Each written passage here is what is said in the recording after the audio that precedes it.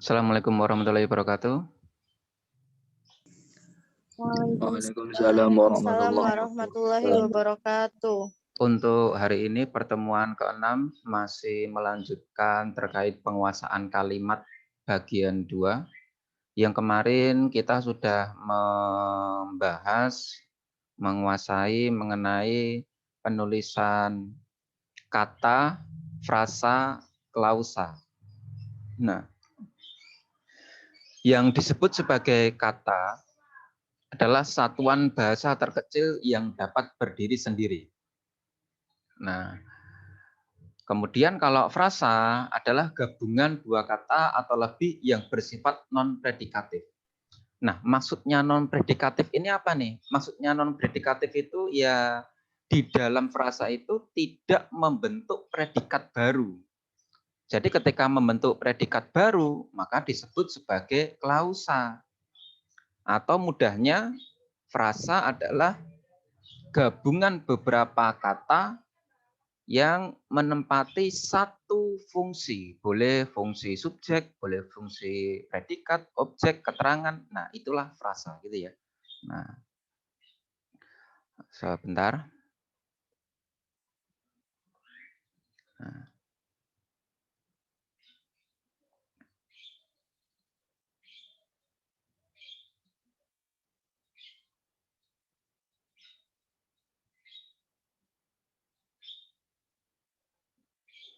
Nah, contoh nih. Ada kalimat seperti ini.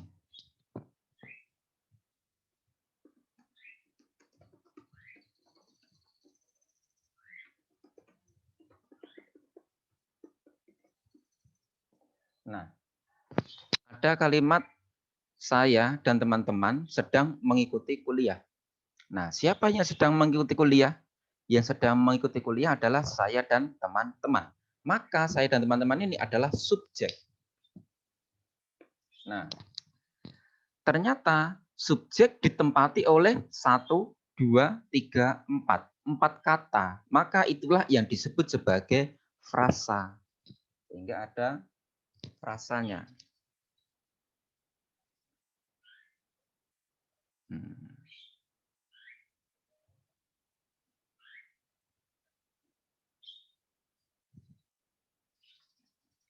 Kenapa kok tidak ACC secara otomatis ya ini? Ini belum tak setting apa ini? Nah, kemudian sedang mengikuti menempati fungsi predikat. Nah, maka predikat yang ditempati oleh dua kata ini sedang dan mengikuti disebut sebagai frasa juga. Nah, kuliah adalah objek.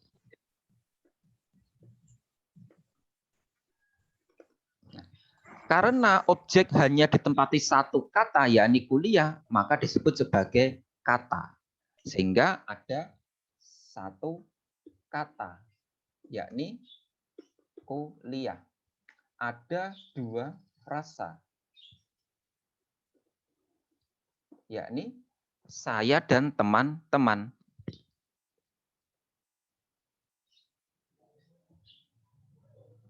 Ini frasa pertama. Kemudian frasa kedua yakni sedang mengikuti. Nah, kemudian kalau klausa bagaimana? Klausa itu mudahnya adalah kalimat. Ketika diberikan tanda titik, maka disebut sebagai kalimat. Nah, ini ketika diberikan tanda titik, ada berapa kalimat nih? Ya cuma ada satu kalimat doang. Nah, sehingga cuma ada satu klausa.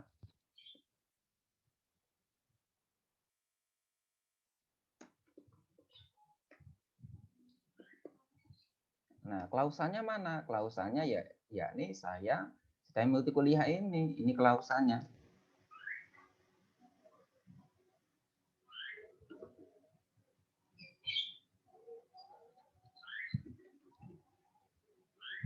Nah, begini. Kemudian kita coba menganalisis bentuk kalimat majemuk bertingkat. Nah, kalau ini kan kalimat kalimat tunggal, sekarang kalimat majemuk bertingkat.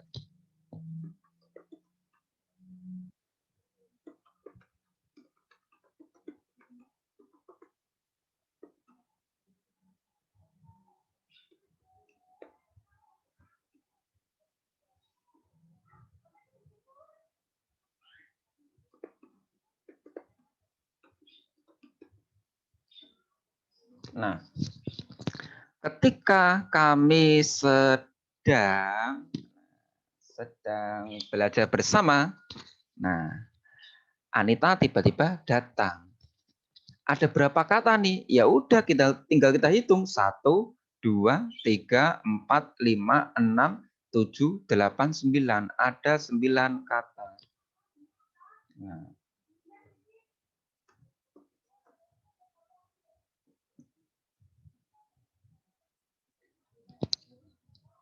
Bentar. Yakni ketika 1, kami 2, sedang 3, 4 belajar, 5 bersama, Anita 6, tiba-tiba ini kata ulang. Jadi satu paket ya, tiba-tiba itu satu paket kata ulang.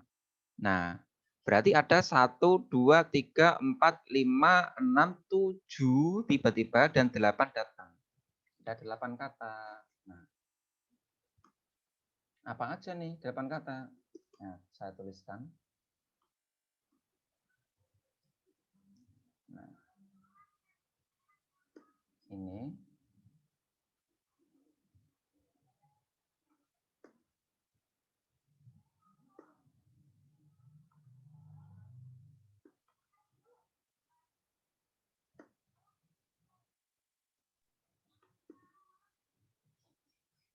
Nah, tiba-tiba itu jadi satu paket. Sehingga ada 8 kata saja. Kemudian kalau frasa ada berapa? Ya tinggal kita analisis dulu fungsi sintaksisnya. Kapan Anita tiba-tiba datang? Ketika kami sedang belajar bersama. Berarti ini menempati fungsi keterangan, bukan? Nah, kemudian siapa yang tiba-tiba datang? Anita. Berarti Anita adalah subjek. Kemudian tiba-tiba datang adalah predikat. Nah, ada berapa fungsi yang ditempati lebih dari satu kata? Yakni ada 2 fungsi, yakni keterangan dan predikat. Ketika kami sedang belajar bersama dan tiba-tiba datang, sehingga ada 2 frasa.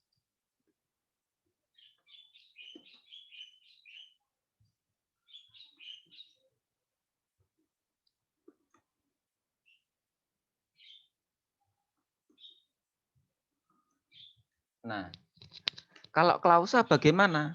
Klausa itu mudahnya kalimat ini nih, kalimat ini. Nah, bisa dipecah menjadi berapa anakan kalimat yang lebih kecil-kecil. Nah, kan kalimat ini bisa dipecah menjadi kalimat seperti ini nih. Ini keterangan bisa berdiri sendiri kan ini. Kami sedang belajar bersama. Ya udah, kita tulis. Nah, kemudian Anita tiba-tiba datang.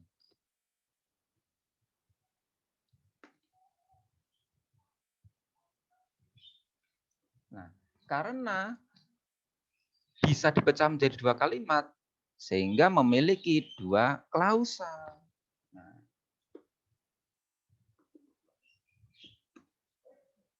gitu ya. Nah,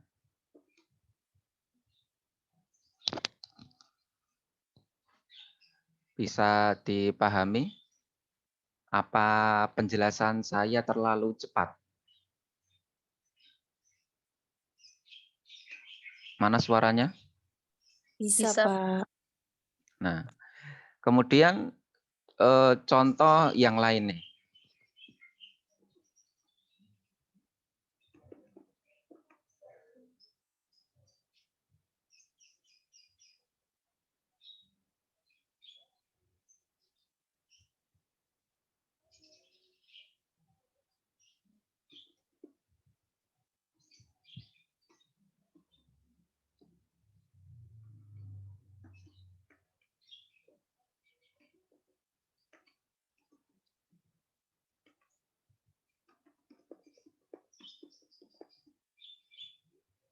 Nah, saat ini kami sedang mengikuti kuliah.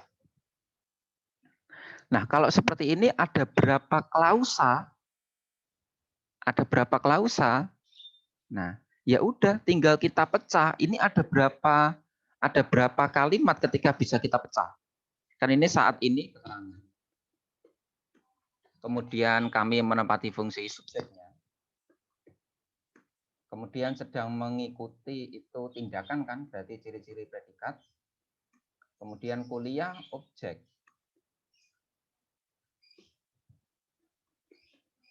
Nah, sehingga ada berapa kata? 1, 2, 3, 4, 5, 6. Ada 6 kata. Ada berapa frasa? Ya udah tinggal kita lihat di dalam SPOK ini berapa yang ditempati lebih dari satu kata. Keterangan ada 2 kata, berarti ini frasa. Predikat ditempati 2 kata, maka ini frasa. Sehingga memiliki 2 frasa, yakni saat ini dan sedang mengikuti. Nah, ini. Terus, kalau klausa, ada berapa klausa? Apakah ini bisa dipecah menjadi 2 kalimat? Kalau ini tadi ketika kami sedang belajar bersama, bisa dipecah menjadi kami sedang belajar bersama. Kalau saat ini, bisa nggak jadi kalimat sendiri? Kan nggak bisa. Ya udah, berarti ada berapa? Cuma ada 1 klausa. Klausanya mana? Klausanya ya semuanya ini 1 klausa ini. Ini klausa.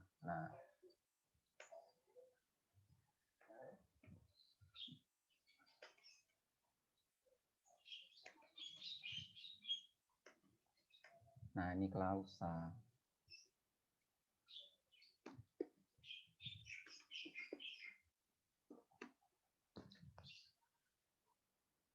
Paham ya? Ini cara untuk membedakan bagaimana yang kata, bagaimana yang frasa, bagaimana yang klausa. Kemudian kita masuk ke materi selanjutnya. Ya, ini terkait fungsi kalimat. Nah, SPO kata, frasa, klausa itu memang sangat erat dengan fungsi kalimat. Ketika belum diterangkan, ya bingung juga nih. Nah, kalimat terdiri dari fungsi subjek, predikat, objek, pelengkap, dan keterangan. Nah, besok saat UTS nih, ada 1 soal yang berisi mengenai analisis fungsi kalimat. Nah, ada 1 soal terkait analisis fungsi kalimat, sehingga silakan benar-benar kamu kuasai. Nah, yang dianalisis berapa kalimat? Ya, nanti tinggal dilihat ada berapa kalimat. Nah, kemudian untuk hari ini saya akan menerangkan mengenai fungsi subjek. Subjek adalah pelaku atau orang yang melakukan kegiatan tertentu. Subjek pada umumnya berupa kata benda seperti nama orang, binatang, tumbuhan, dan benda. Nah, contoh budi, gajah, anggrek, sekolah, dan lain-lain, itulah subjek. Gitu ya. Kemudian cara untuk menganalisis subjek bagaimana? Nah, cara menganalisis subjek. Nah, caranya begini. Bentar. Saya buat tersendiri ya.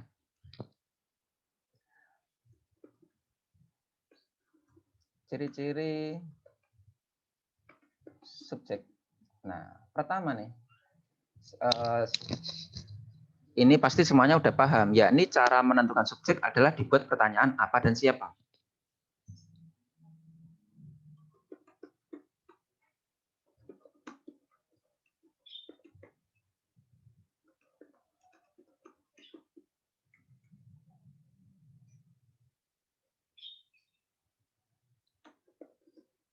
Nah, ini subjek nih. Jawaban dari pertanyaan apa dan siapa.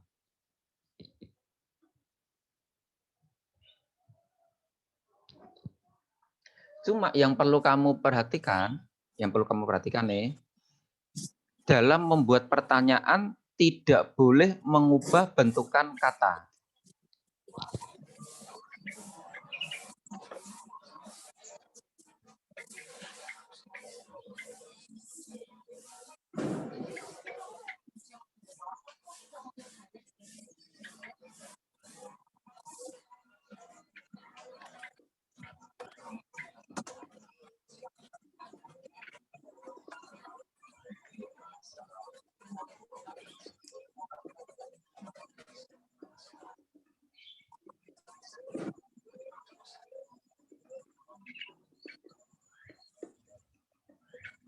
Nah, ini penting banget nih. Yakni dalam membuat kalimat, kalimat tanyanya tidak boleh mengubah bentukan kata. Jadi ketika katanya itu adalah ubah, ya ubah, tidak boleh berubah menjadi mengubah, tidak boleh diubah menjadi diubah, gitu ya. Nah, contoh nih, saya berikan contoh kalimatnya.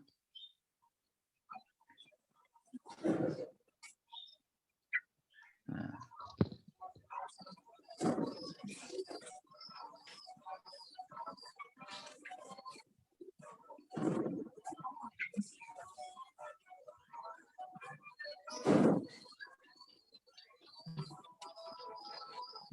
Nah, ada kalimat seperti ini nih. Aku buang cincin pemberiannya ke tong sampah. Pertanyaan saya, manakah subjeknya? Aku. Yang lain? Aku. Jawabannya adalah salah. Nah, loh, kenapa bukan aku? Ayo coba kita praktikkan nih. Nah, siapa yang membuang cincin pemberiannya? Nah, jawabannya adalah aku kan.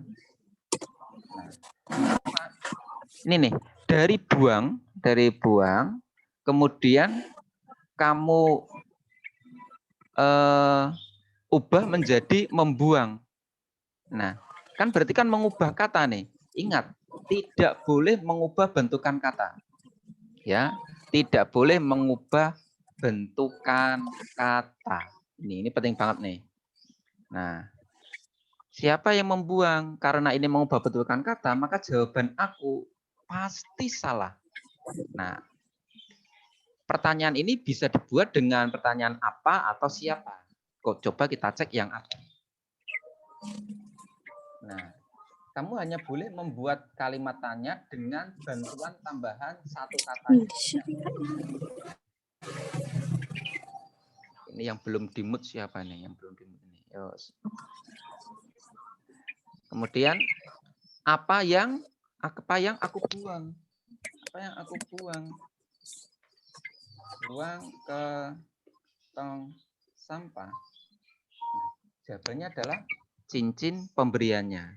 Sehingga cincin pemberiannya inilah yang menempati fungsi subjek, gitu ya.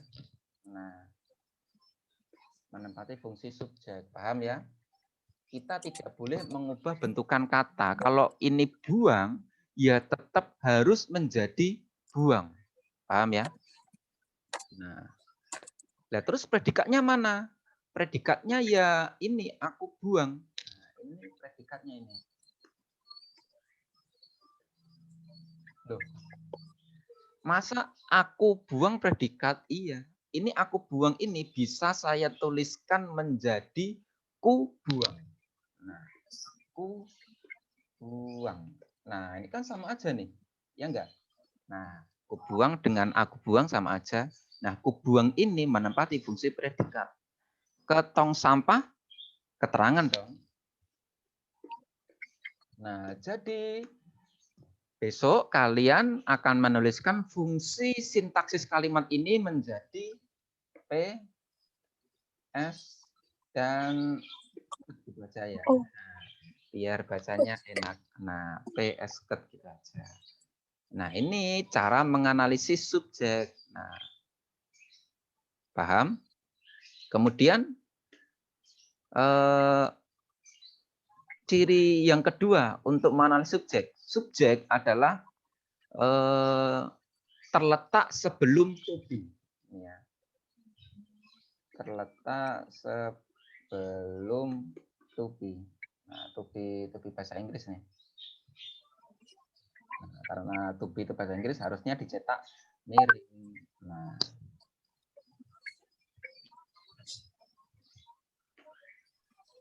contohnya seperti apa? Contohnya seperti ini nih. Nah,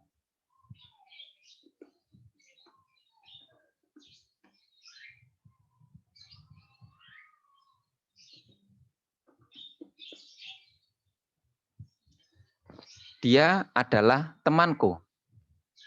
Nah, ini subjeknya mana nih? Ketika dibuat dengan pertanyaan jawaban apa siapa? Siapa dia? Jawabannya adalah temanku. Berarti temanku subjek. Terus kalau saya buat pertanyaannya, siapa temanku? Dia. Berarti dia subjek. Kan membingungkan. Sebab jawaban dari pertanyaan bisa dia, bisa temanku. Nah, kalau ketemu soal yang seperti ini, kita pakai rumus yang kedua tadi. Subjek itu terletak sebelum to be. Nah, jadi ketika dibuat, ditranslate ke bahasa Inggris menjadi, nah, he is my friend.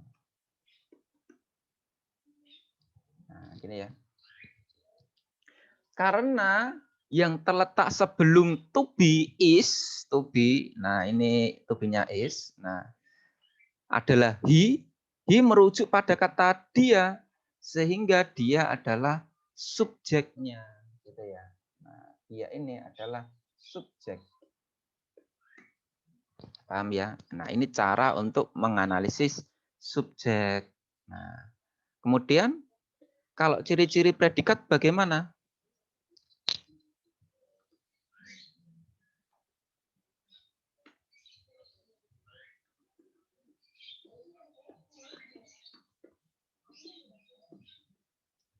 Predikat itu adalah semua bentuk kegiatan, tindakan, pekerjaan, perilaku, aksi, ya semuanya itulah predikat.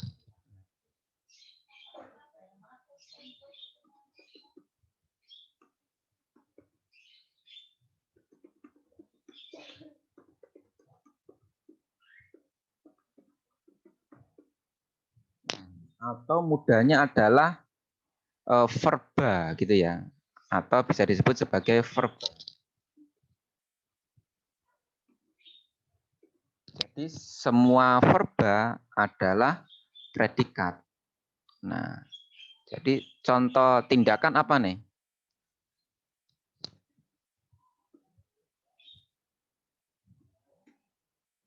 Nah, contoh semisal makan.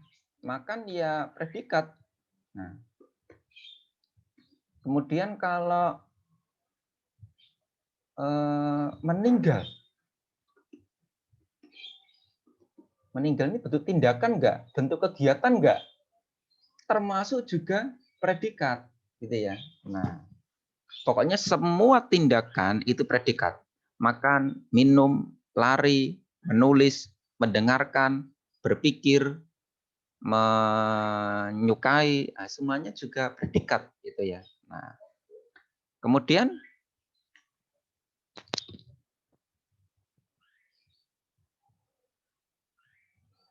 bentuk ciri yang lain,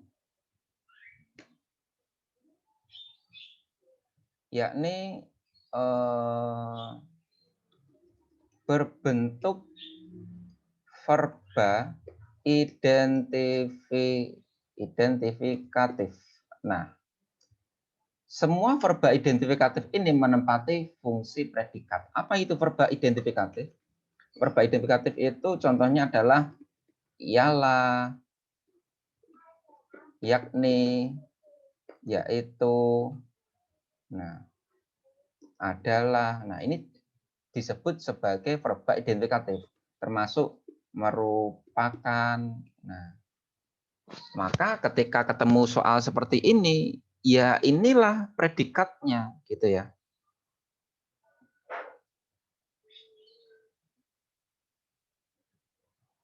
Misal nih,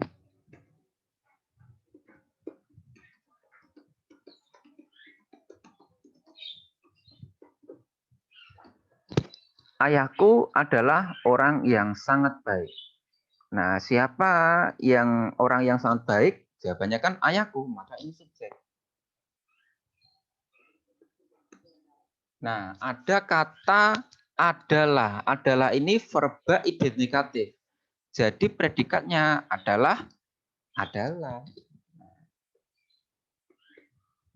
Oke ya. Kemudian kalau ketemu verba identifikatif, ingat, siapa tahu besok keluar di UTS. Ketika ketemu kalimat dengan verba bentuknya identifikatif, maka setelahnya ini orang yang sangat baik. Ini semuanya pasti menempati fungsi pelengkap. Nah, menempati fungsi pelengkap. Gitu ya. Jadi bukan kok dianalisis sendiri orang, objek yang sangat baik, perluasan objek, bukan. Tapi orang yang sangat baik semuanya pelengkap. Nah, contoh lagi nih.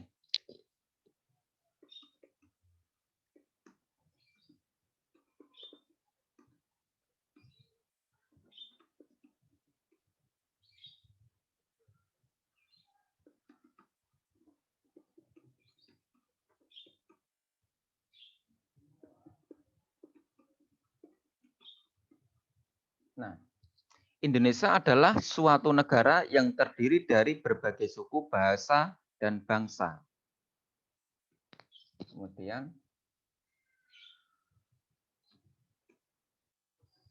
dengan sistem pemerintahan berbentuk demokrasi. Nah, ada kalimat panjang seperti ini nih. Siapa suatu negara yang terdiri dari berbagai suku, bahasa, dan bangsa dengan sistem pemerintahan berbentuk demokrasi? Indonesia kan? Maka Indonesia adalah subjek. Nah, ada kata adalah, maka ini menempati fungsi predikat. Nah, setelah predikat bentuknya identifikatif, bisa adalah, ialah, merupakan, yakni, yaitu tadi, maka setelahnya ini suatu negara yang terdiri berbagai suku, bahasa, bangsa dengan sistem pemerintahan demokrasi, semuanya menempati fungsi pelengkap.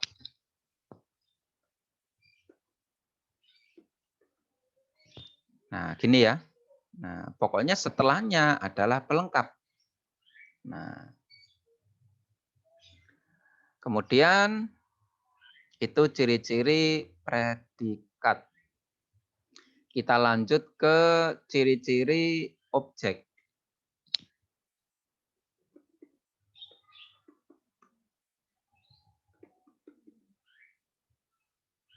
Ciri objek itu semuanya udah paham, yakni dapat dipasifkan. Nah,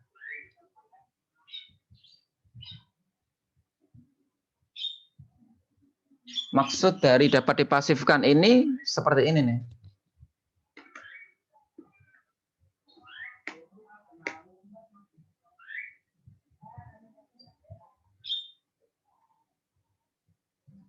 Nah, contoh.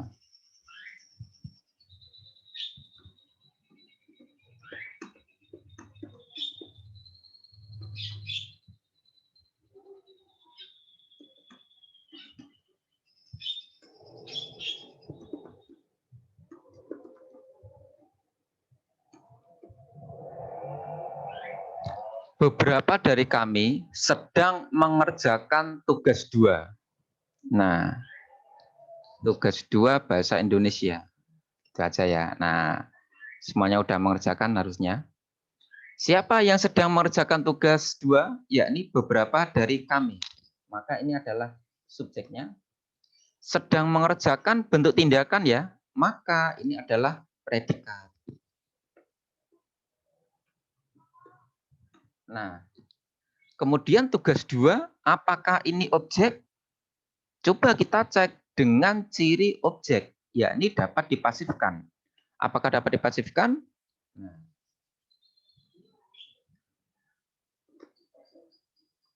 tugas 2 sedang dikerjakan beberapa dari kami. Nah, tugas 2 sedang dikerjakan beberapa dari kami. Ternyata bisa. Maka tugas 2 membuktikan menempati fungsi objek. Gitu ya. Nah, terus ini ada soal lagi nih. Kalau kalimatnya seperti ini kalimatnya, saya ubah.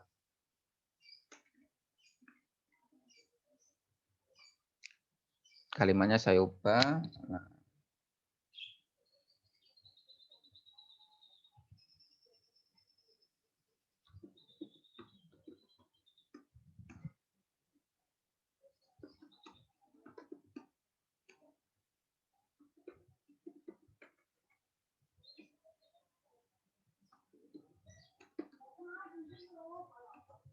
Nah, Pak Hasan suka bermain Mobile Legends.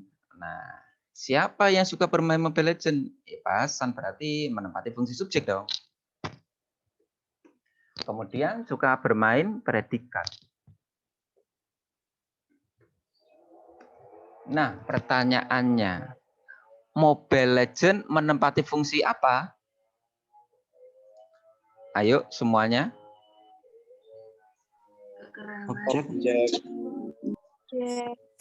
Bisa dipasifkan tidak? Bisa. Kalau bentuk pasifnya jadi bagaimana? Mobile Legends sedang dimainkan oleh Pak Hasan. Sedang dimainkan gini? Salah. Pak Hasan. Bukankah sedang dimainkan ini bentuk pasif dari bukan sedang ini suka. Nah, Mobile Legends suka dimainkan. Ini bukannya bentuk pasif dari suka bermain Mobile Legends. Iya enggak? Iya enggak? Nah, kalau kalimatnya seperti ini nih.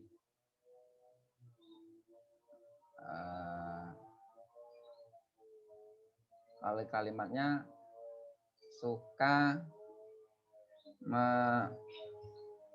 memainkan gini ya. Nah, Pak Hasan suka main Mobile Legends, maka bentuk pasifnya ya ini Mobile Legends suka dimainkan dong.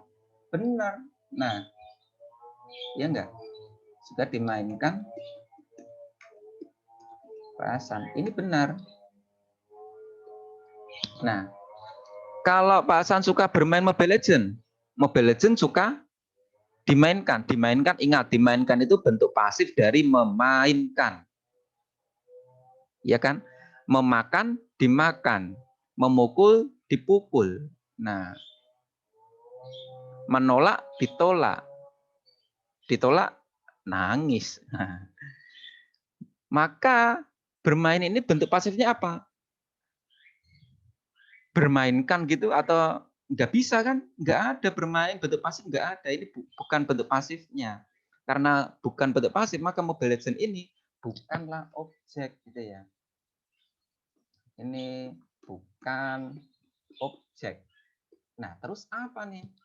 Nah, ini menempati fungsi pelengkap. Pelengkap. Nah, pelengkap kan belum saya terangkan nih. Nanti akan saya terangkan. Itu ciri-ciri objek, ciri-ciri pertama dapat dipasifkan. Ciri kedua apa nih? Ya, ini ciri kedua dapat diganti dengan kata gantinya.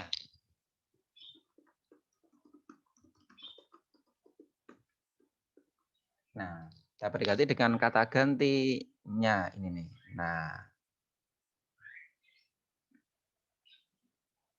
contoh, kan tadi ada kalimat ini nih. Pak Hasan suka main Mobile Legends, kemudian ini bisa diubah menjadi seperti ini. Pak Hasan suka main Mobile Legends berubah menjadi mainkannya. Nah, ini ya. Karena nya ini merujuk pada Mobile Legends, maka udah benar bahwa Mobile Legends menempati fungsi objek. Nah, gitu ya. Coba kalau ini, Pak Hasan suka bermainnya. Bisa nggak? Bisa nggak? Ya nggak bisa. Nah,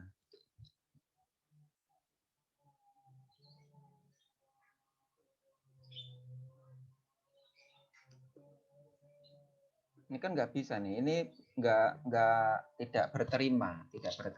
Sehingga nya ini merujuk pada Mobile Legends. Maka Mobile Legends bukanlah objek gitu ya. Nah, paham? Ini cara untuk menentukan objek atau cara selanjutnya yakni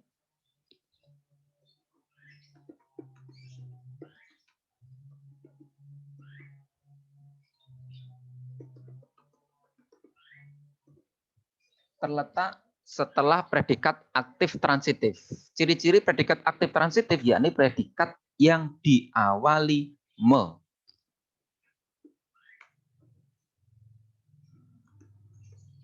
Nah, inilah ciri-ciri predikat aktif transitif. Biasanya kalau ketemu seperti ini nih, maka setelahnya ini adalah objek.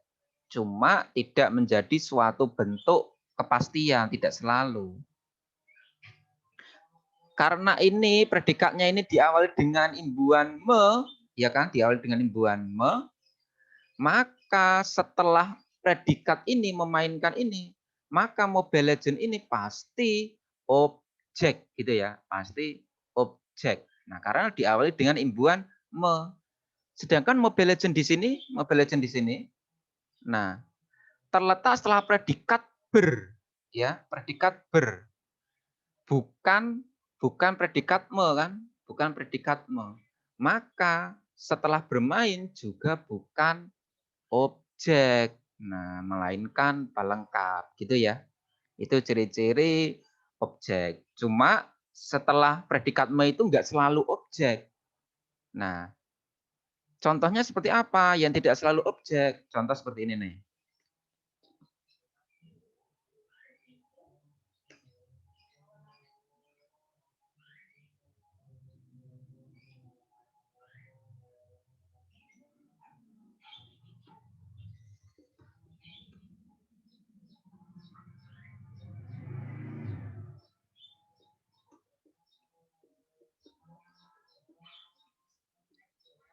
Nah, ada seperti ini nih. Aku suka membaca buku di perpustakaan.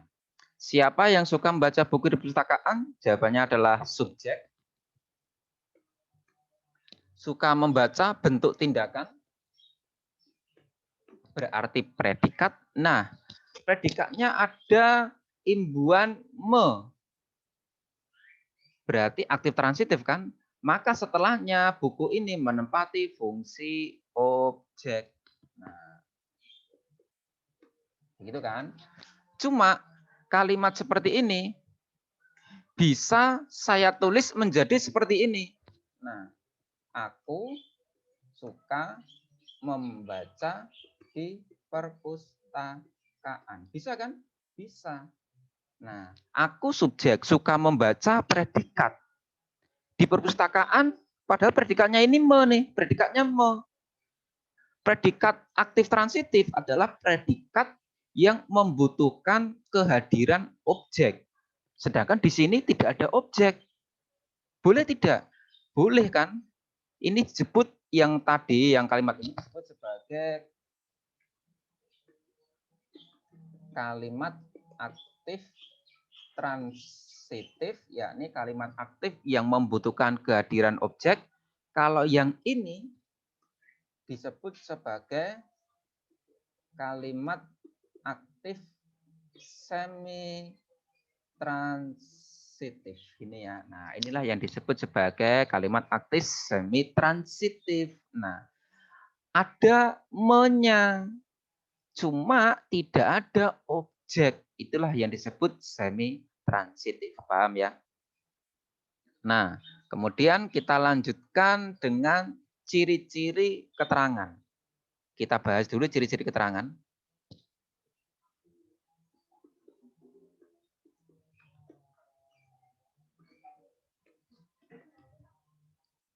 Ciri pertama, bersifat mobil.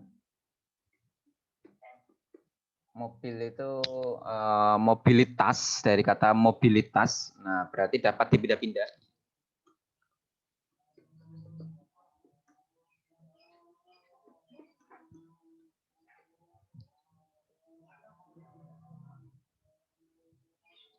Nah, Jadi contoh seperti tadi kalimat ini, aku suka membaca di perpustakaan.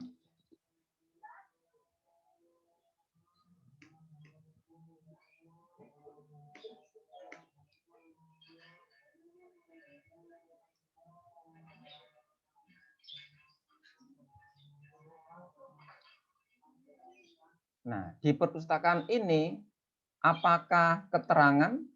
Nah, cara mengeceknya, ya udah, bisa tidak kita pindah-pindah. Nah, kan semisal ada SPOK, ini nanti bisa ditulis menjadi KSPO. Tapi ketika keterangan berada di depan kalimat, ingat ada tanda komanya. Ini sudah saya terangkan kemarin. Atau bisa pula ditulis tepat setelah subjek.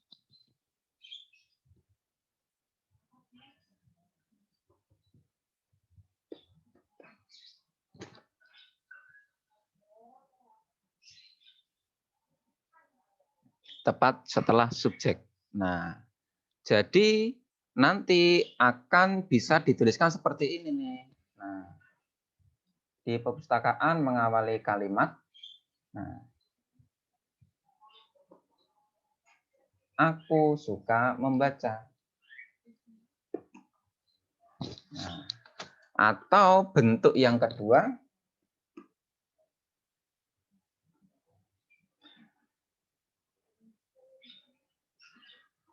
aku di perpustakaan suka membaca. Nah, ketika bisa dipindah-pindah, ya itulah yang disebut sebagai keterangan, gitu ya. Nah, contoh.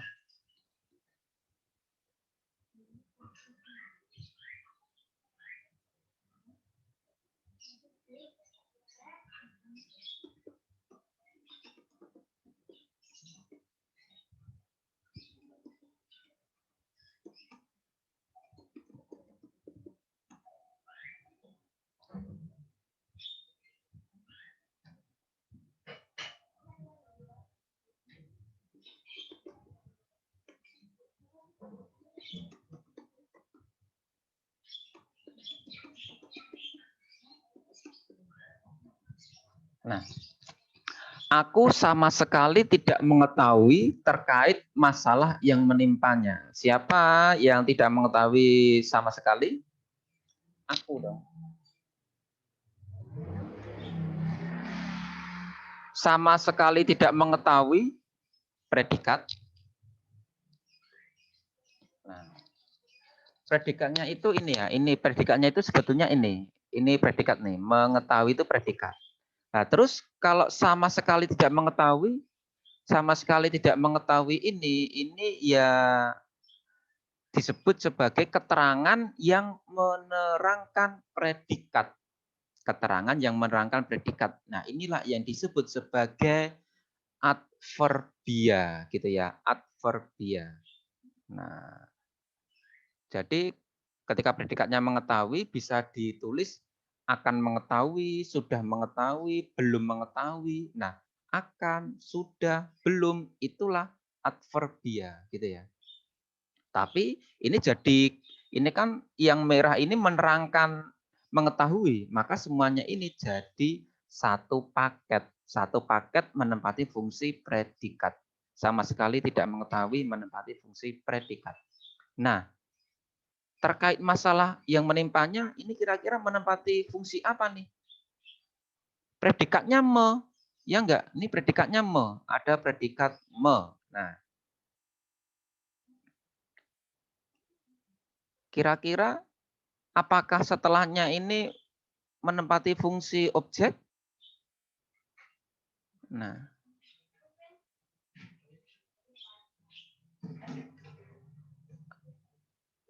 objek ini ciri-cirinya objek. Nah, tapi tidak saya terangkan tadi. Ciri-ciri objek itu tidak bisa disisipi oleh kata lain. Objeknya itu ini, masalah yang menimpanya ini objek. Nah, tapi ketika ada kata terkait, jadi nggak mau jadi objek deh, nggak mau jadi objek karena ada kata yang menyisipi. Nah, terkait masalah yang menimpanya, nah ini Bisa nggak kita ubah di depan kalimat? Nah, bisa kita ubah nih. Terkait masalah yang menimpanya, nah,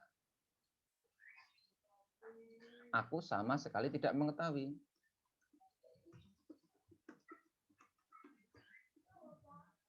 Nah, boleh nggak? Jawabannya adalah boleh. Maka terkait masalah yang menimpanya ini menempati fungsi keterangan. Ini ya, menempati fungsi keterangan. Kenapa? Karena bisa dipindah-pindah. Atau bisa pula dibuat seperti ini.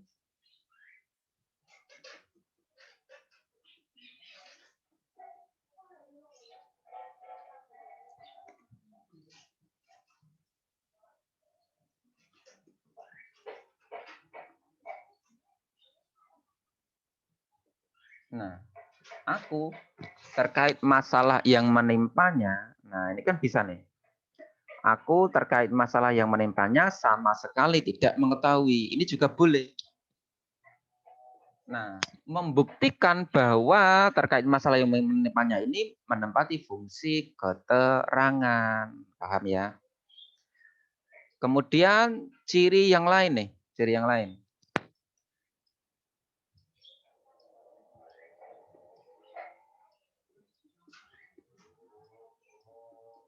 Yakni diawali preposisi. Nah, udah saya terangkan di pertemuan sebelumnya nih ciri-ciri keterangan. Yakni apa itu preposisi? Di, ke, dari, dengan, dalam, untuk, bagi, pada, nah ya dan lain-lain. Ini ya. Nah, inilah keterangan preposisi. Jadi setiap yang diawali preposisi pasti keterangan. Ciri selanjutnya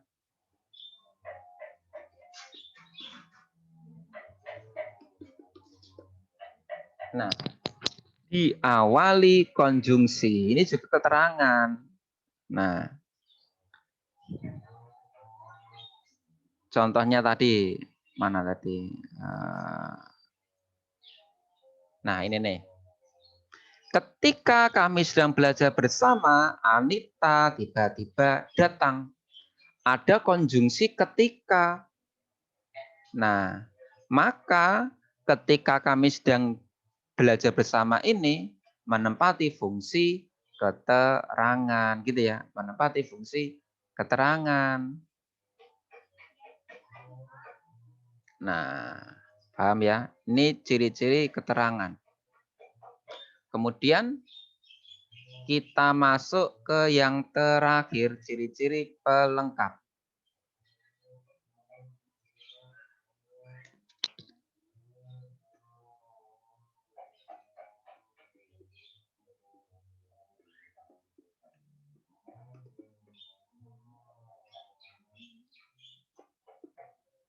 Ciri-ciri pelengkap itu mudahnya bukan objek, bukan pula keterangan. Berarti itulah pelengkap itu ya.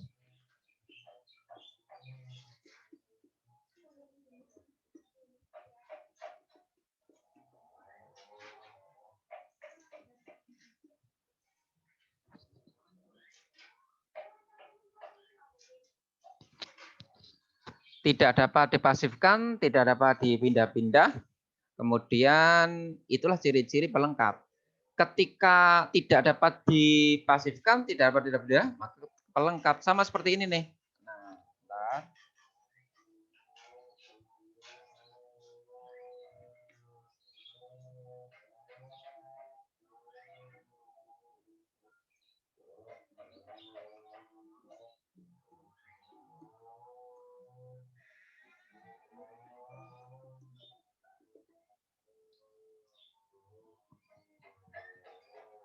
Aku selalu belajar bahasa Indonesia. Nah, dengan serius. Nah, siapa yang selalu belajar bahasa Indonesia dengan serius? Aku kan. Nah, maka ini menempati fungsi subjek. Sedang selalu belajar bentuk tindakan kan? Berarti predikat. Nah, bahasa Indonesia. Ini dengan serius tadi konjungsi preposisi kan dengan serius, maka dengan serius ini menepati fungsi keterangan. Nah, kalau bahasa Indonesia ini menepati fungsi apa nih bahasa Indonesia nih? Nah, ya udah, bisa tidak kita pasifkan. Bisa tidak kita pasifkan. Nah, bahasa Indonesia selalu diajar aku. Enggak bisa ya? Ya enggak? Bahasa Indonesia selalu diajar aku. Berarti tidak bisa dipasifkan. Kemudian bisa enggak dipindah ke depan? Bahasa Indonesia aku selalu belajar. Bahasa Indonesia aku selalu belajar. Tidak bisa dipindah-pindah pula. Nah,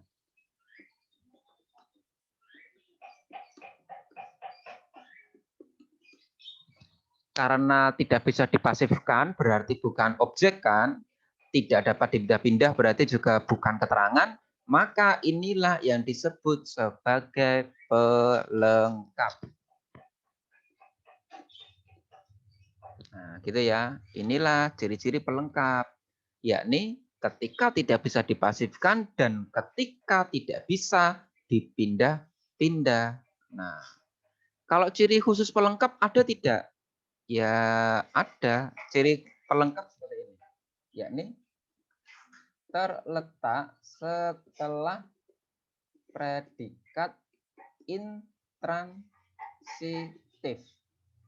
Intransitif. Nah, apa ciri-ciri predikat intransitif? Yakni imbuhan ber. Nah, intransitif itu predikat yang diawali ber. Inilah intransitif. Nah, kenapa kok bahasa Indonesia jadi pelengkap? Karena predikatnya, imbuhannya berajar, mendapatkan imbuhan ber menjadi belajar, gitu ya. Nah, kemudian contoh yang lain ada ber tadi mana? Ini bermain. Pak Hasan suka bermain Mobile Legends. Kenapa Mobile Legends ini bukan objek? Kenapa bukan objek? Karena predikannya adalah ber. Gitu ya. Ketika predikannya ber, tidak mungkin objek. Nah, contoh kasus seperti ini nih, kasusnya.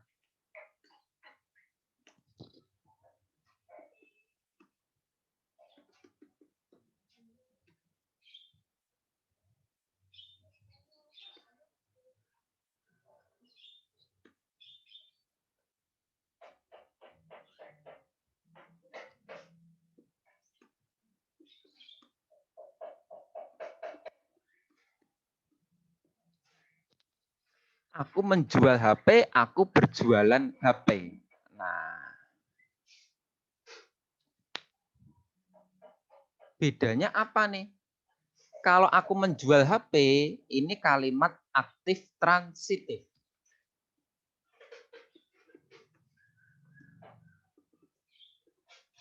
Kalau aku berjualan HP,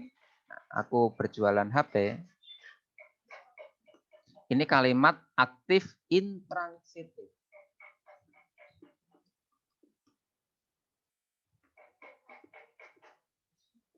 Nah, maka HP ini adalah objek.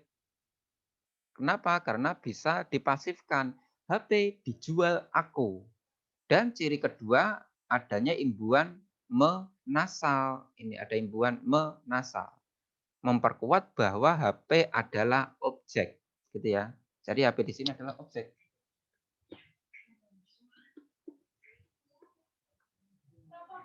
Nah, kalau HP di sini menempati fungsi apa nih? HP terletak setelah predikat yang diawali imbuhan ber. Nah, imbuhan ber. Berarti predikat aktif intransitif kan?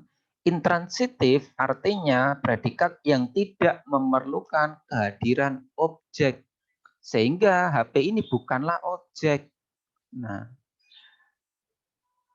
apakah bisa dipindah-pindah? HP aku berjualan. Tidak bisa. Berarti bukan objek dan bukan pula keterangan. Inilah yang disebut pelengkap.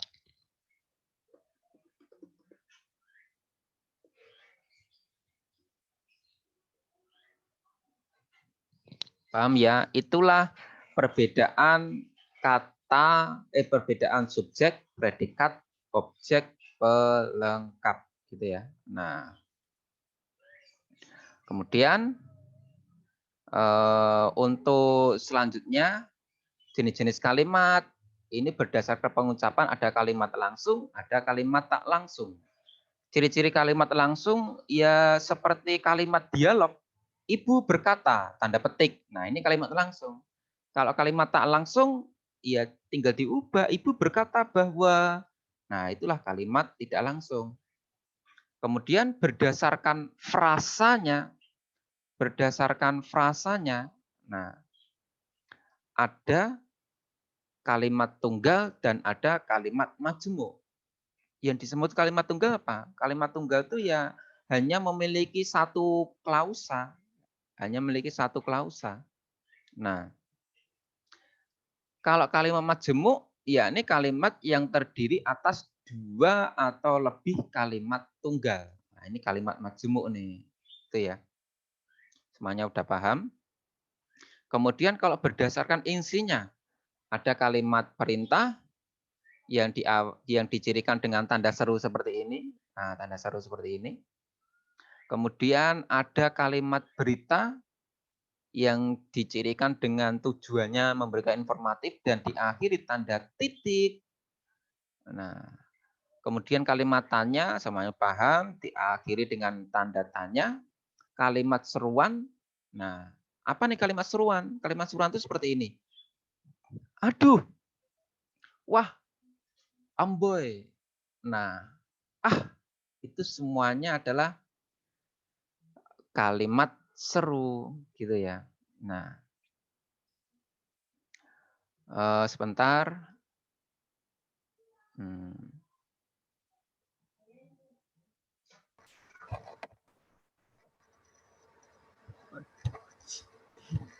Oh iya, salah.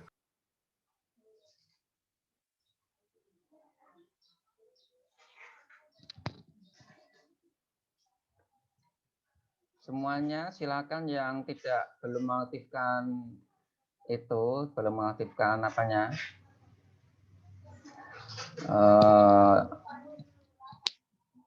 kameranya silakan diaktifkan. Nah.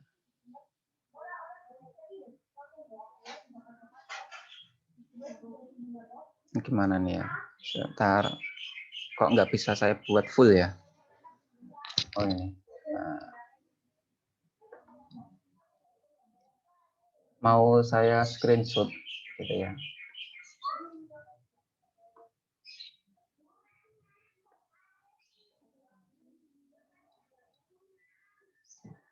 Dalam hitungan 1, 2, 3 semuanya bilang cheese gitu ya. 1, 2, 3. Cheese.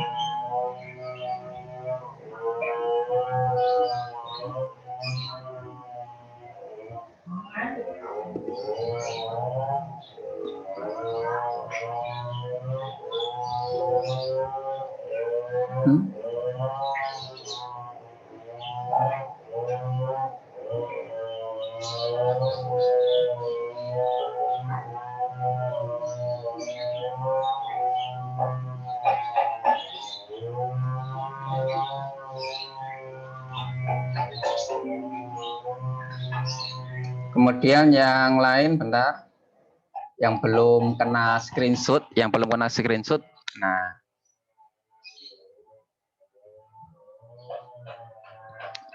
Satu bilang cheese lagi ya. 1, 2, 3. Cheese.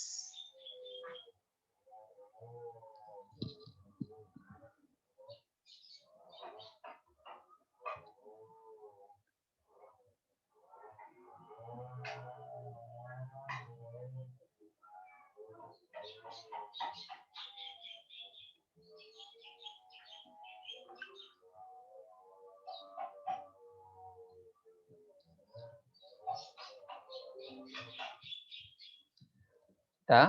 Nah, kemudian untuk selanjutnya, yakni jenis kalimat apa ya? Berdasarkan subjeknya ada aktif, ada pasif, semua paham. Kemudian kalau berdasarkan susunannya ada inversi dan versi. Inversi itu apa? Inversi itu ketika predikat berada di depan subjek. Sama seperti tadi. Kubuang apa tadi ya? Kubuang cincin pemberiannya ke tong sampah. Nah, karena ketahuan cincin pemberian dibuang. Nah, kubuang itu predikat, cincin pemberiannya subjek. Itulah inversi. Kalau kalimat versi ya kalimat biasa yang kita buat, yakni subjek, predikat, objek, keterangan. Nah, begitulah. Kemudian yang tadi yang saya screenshot tadi kelihatan. Nah, silakan nanti kalian login ke e-learning, tapi belum saya buat. Nah, silakan nanti presensi di sana, gitu ya. Sekian dari saya, banyak kekurangan, saya minta maaf. Assalamualaikum warahmatullahi wabarakatuh. Waalaikumsalam warahmatullahi Waalaikumsalam warahmatullahi wabarakatuh. wabarakatuh. Terima kasih.